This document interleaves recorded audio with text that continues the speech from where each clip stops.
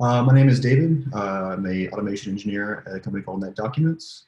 And today I'm going to do a talk about you did what? A spectrum of habitat implementations. So the target audience for this talk is going to be for people who are comfortable with chef infrastructure and are trying to adopt HAB practices, but are not able to do 100% adoption either due to business limitations or you're just trying to tinker and mess around with Habitat to get your head around it because the transition from Chef Infra to Habitat is a pretty big shift in the way to approach problems. So here's what I'll be covering. I'm going to start off with an idealized deployment. So it's in a quick high level of what I think a Habitat deployment should look like. Then I'm going to state some business limitations. There are going to be these hurdles that might prevent you from doing a full implementation. Then I'm going to iterate between a base case where we don't do any sort of habitat all the way to mostly integrating with habitat with zookeeper as the example application. And then I'll go over some enhancing, some possible ways to go after you've done that. Cool, so here is a high level idealized habitat deployment. Starting from left to right. Left, you start with your build steps. This is where you would create your artifacts, your heart file with Studio. You have those artifacts get created, then get shipped to your builder server, either on-prem or public cloud. It's this area right here. After that, it'll get pulled down per whatever environment it's in, and then inherit configuration via the ring supervisor. So that's high level, all the steps that should happen. So let's enter some arbitrary limiting factors. So some things that might prevent you from going 100% with a habitat deployment might be change control. Your company or your business unit might have rigid protocols when it comes to changes of the product. So that could cause some problems with the auto permission building with the channels. So instead of it just defaulting to stable, you might need to come up with something different. Lack of experience with Habitat. So Habitat is pretty new and complex. So management or yourself might not trust yourself with actually using this in a production environment. Using it in a gradated approach might help gain more trust with your knowledge and how Habitat works. And then the last one, this one kind of resonated with me and my company, is reverse compatibility with chef infrastructure. So for us, we rely pretty heavily on roles and like no-level attributes and things like that, which doesn't translate super clean over to Habitat. So having a hybrid approach where you use a Habitat cookbook plus Habitat was a good fit for us to get started using Habitat. So those steps kind of get reduced to these like 3 topics I'll be covering as far as steps to iterate over against with Habitat and chef infrastructure. So to start off with, I'll go over a package management example to help contrast the difference between OS managed and Habitat managed packages. Then I'll go over release and service management and contrast that with Habitat, so chef infra and OS managed versus Habitat managed. And then the last one will be configuration management, chef infrastructure versus HAB managed. So these are pretty dense examples. And because of that, I have a public GitHub that you can follow along with. I'll have all these examples in here. You just need to have Test Kitchen set up and ChefGK set up so you can actually run through all these examples on your own time. And also dive a little bit deeper into some of the things I had to do to get them to work because there's some little gotchas that might slow you down if you try to do it just hitting the highlights. But don't worry if you don't have it pulled up. I do have some running examples. So for a base case, so this is our starting point. We're going to assume this is zookeeper deployment, which is what's going on the left, where chef infrastructure is taking care of everything. So it's taking care of configuration management, it's taking care of package management by downloading and installing via apt, making sure the unit file is set up, and making sure the service runs. That's what's going on the left. I'll go ahead and skip ahead to the end. And I want to draw your attention to the little green bits at the end. This is the inspect test. So this inspect test are showing first that the package is installed as far as the OS is concerned. So it says C zookeeper D. We show that it's running and enabled.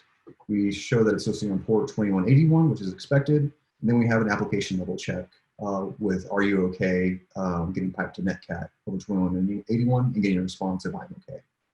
We'll be using the same inspect test on pretty much all these cases to show how we transition from inspect or from Chef infrastructure to Habitat. So now we have this base case enumerated. We're going to go on our next case, which is going to be packages.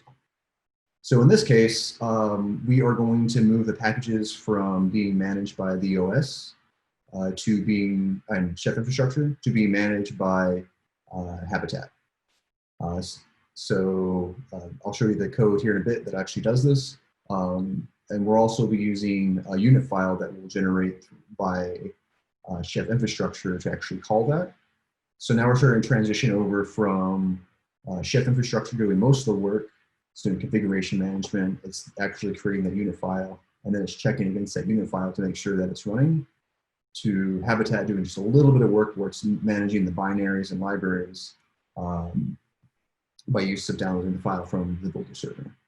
I'll go and jump it to the end for this inspect test. So this inspect test is very similar to the previous one, except now the package isn't showing up on the OS at all. And that's because Habitat's managing it. But we still see that the service is running because we created a unit file. So the OS thinks the units file is still running this, and the port's listening, and the application's working. As far as the tricky code that really makes this work is this binary file. For the full example, again, it's going to be in that Git repo I shared earlier. But the big thing is here, we're going to be using the have package execute command with our specific Habitat core package. So we have the basic core zookeeper package that we're using. This is the command to start the server, and then the config file it's reading against. So the unit file, as far as it's concerned, is just running this command and managing the service that way. Cool, so that's trying to illustrate the difference between package management between the OS, where it's normally handled with app, in this case if we're using Ubuntu, versus have managed, where it's being actually handled by Habitat locally and is abstracted using the Habitat command execute. So that was pretty neat. The next thing I'm going to go over is the release and service management versus the Chef infra and have managed. All right, for releases. So now Habitat's going to be managing the releases versus the channel. So it's going to be similar to the previous one, where Habitat is going to be installed via the cookbook, but now Zookeeper is going to be run by Habitat. And the reason Zookeeper needs to be run by Habitat to control the releases is that since Habitat, so the part of updating Habitat requires it to be subscribed to a channel, and it has to have the ability to start and stop that service. So because of that, we'll have the transition from having the OS manage a service to having Habitat manage a service. Other than that, Chef Infra is still going to be doing configuration management. And the reason it is because the artifact we're pulling this time is going to be different than the public core Zookeeper artifact. It's going to be one that I've created. And again, the example in depth is in the repo, but I'll highlight the point that makes it so we still read configuration on disk as opposed to reading it that whatever is bundled in with Habitat.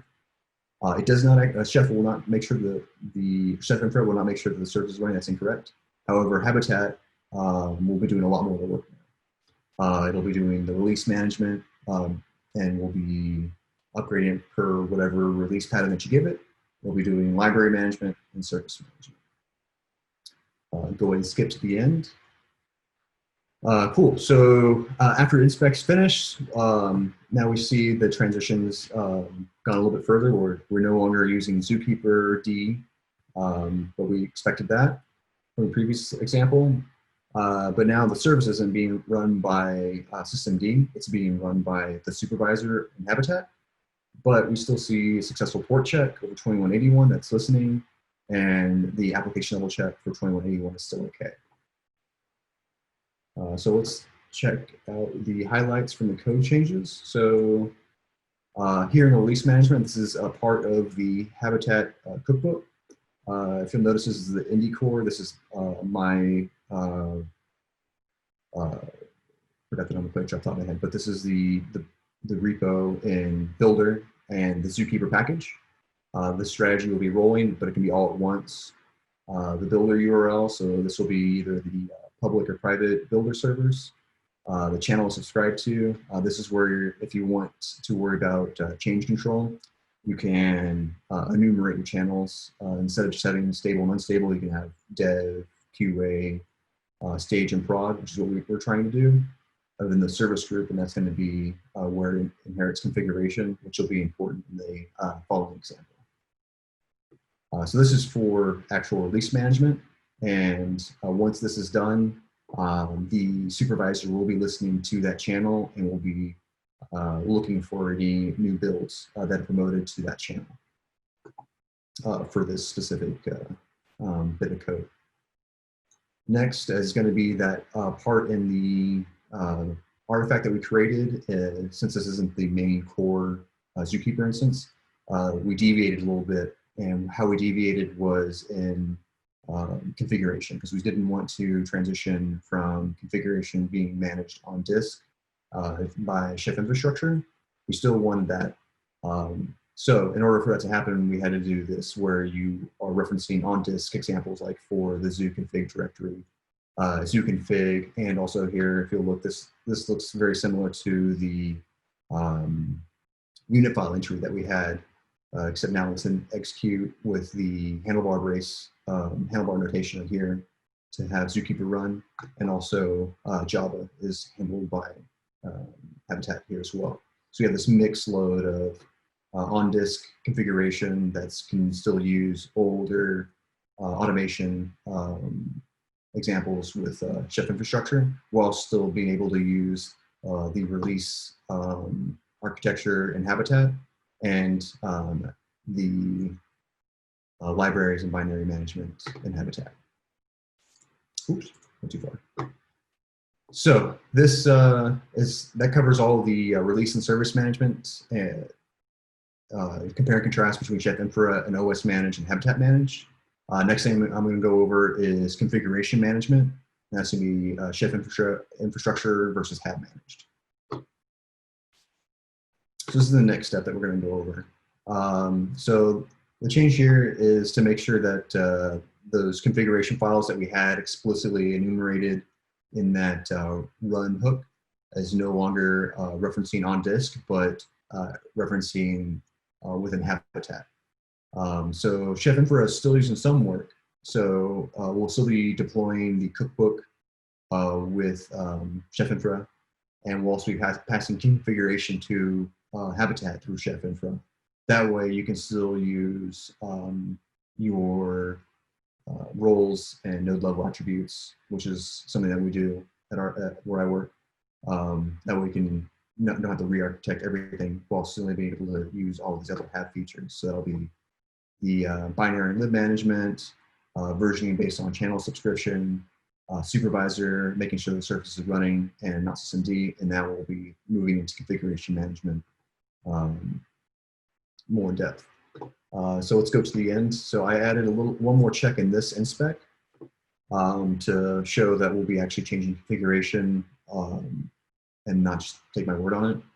So I changed the listening port from 2181 to, which is the default for Zookeeper, to port 2020, and then did a port check, which is successful, but not successful in 2181. And the same thing with application level check, where it listens on 2020 and responds by OK. So this is it. It's a little underwhelming compared to the other walls of text, but that's because a lot of the work has been offloaded from your cookbook and onto the Habitat heart file. So this Habitat configuration just gets piped through here, but you can actually extract this into variables and have it get interpreted during a Chef client run and not have to have it hard coded. But this is just to show how you can pass it and work quickly. So it takes a lot of the load off as from your cookbooks, but a little bit of layer of complexity on the end of the piece. So that was the configuration management part. That's where we're showing that Chef Infra configuration management getting offloaded and Habitat managed. Cool. And so those are my 3 main examples. But after you've done that, you can start extending off of that transition. One thing you can start doing is start adding health checks for your application. Since you're using the supervisor to manage stuff, you can create hooks for health checks. Once you've started moving your configuration to supervisor, you can actually start transitioning off of one supervisor per machine and have a supervisor ring to have your configuration distributed. You can insert testing between these steps in the CI/CD pipeline. And once you have the supervisor ring, you can start using service discovery features, which are really nice. And so to recap, start off with that idealized deployment from creating a heart file all the way to getting deployed in production. Then I went over some limitations on why you might not want to do that either due to limitations in your business or personally. Started to iterate over the steps from no habitat to a partial habitat deployment using Zookeeper as an example, and then went over a few cases explicitly. Then I talked about some ways you can build off of that once you have that taken care of. And that leads me into Q&A.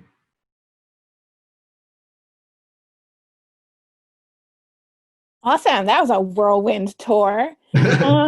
So of these 3, what do you have a preference? Do you have like guidelines for when people can pick whichever, whatever, or? Gotcha. So like I went down this path just trying to get my head around habitat because it's such a big change for me. So like the nice thing about like the very first example is if you are having problems packaging either your own application or third-party application like Zookeeper to a specific version, you can wrap that up and have it bin linked, and end users have no idea that you've done it because it's still getting managed by the OS. It still has a high-level application check and everything works fine. It's like one of the strengths of Habitat, and actually pretty much all the Chef products I've worked with is you can tailor it to whatever your need is. It's just trying to enumerate what that need is so you can get it to fit right.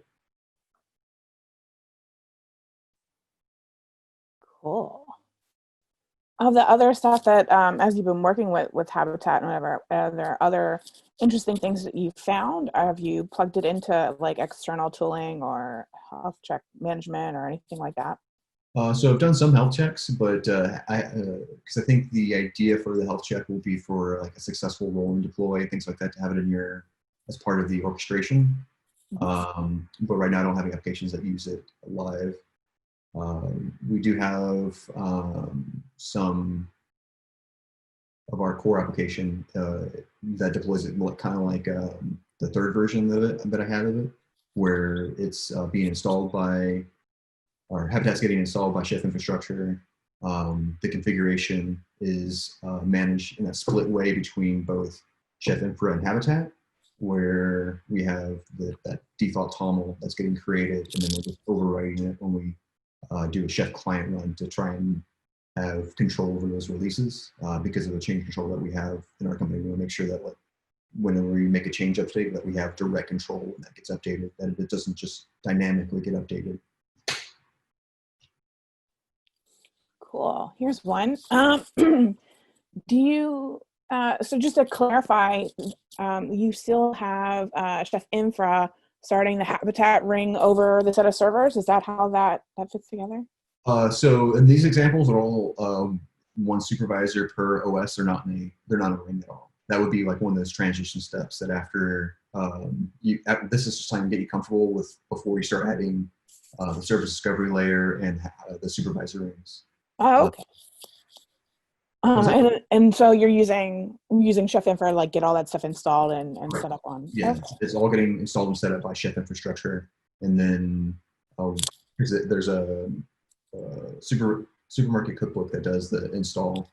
It'll install the supervisor, and then it'll install the specific service. I haven't set up a supervisor ring yet in my environment. It's on my to-do. But the transition step will probably be you set up your supervisor ring, and then in that install step, or instead of installing a supervisor, you would just do the cookbook section where you install the service, and then you would point it at whatever the supervisor ring is in your environment. Cool. And that's the habitat cookbook that's in the supermarket, right? Correct. Yeah, this is all leaning very heavily on that. Sweet. Cool. Does anybody else have any other questions they'd like to ask? I mean, there's a lot here to kind of sift through. If you're not super familiar with habitat, it might sound a little crazy. Again, I do have my contact info if you have any questions about this later, as well as that repo. Feel free to mess around with that, and if you have any problems getting to work, feel free to email me, and I'll try and answer your question. Did you pick Zookeeper as an example for a reason, or was it just something you were familiar with? So I've worked with it, and it's an open source tool. Because I've done all these things previously with different products internally, and for this talk, I wanted to talk about all that. But this is already pretty abstract and dense, so I wanted to make sure it could be something that everyone could work with, and have some sort of mutual touchstone, because it's already a lot to deal with as is. Yeah, definitely. A lot of stuff there. Mark wants to know if we can get the initial URLs posted in the Slack. We can do that. We have a ChefConf channel running in the community Slack. We can post some stuff over there. Benny's been posting updates and stuff over there. But we can copy those over this afternoon as well. And like everything else, this video will be posted on the on-demand platform after June 2nd. So please sign up for the rest of ChefConf. Let's see, anything else here? Thank you for the demo info, David, from another poster here. So thank you guys for coming. Does anybody else have any additional questions about anything else with this particular topic? All right, that was short and sweet. Lots of stuff to digest there. We have a lot of new stuff coming on Learn Chef. If you're familiar with Learn Chef, there's some tutorials there about Habitat. We are relaunching it at ChefConf, so there'll be even more new stuff there that'll relate back to helping you sort of sift through this information as well. So David, thank you very much for your talk, and everybody, thanks for coming. It was great. Yeah, thank you, everyone.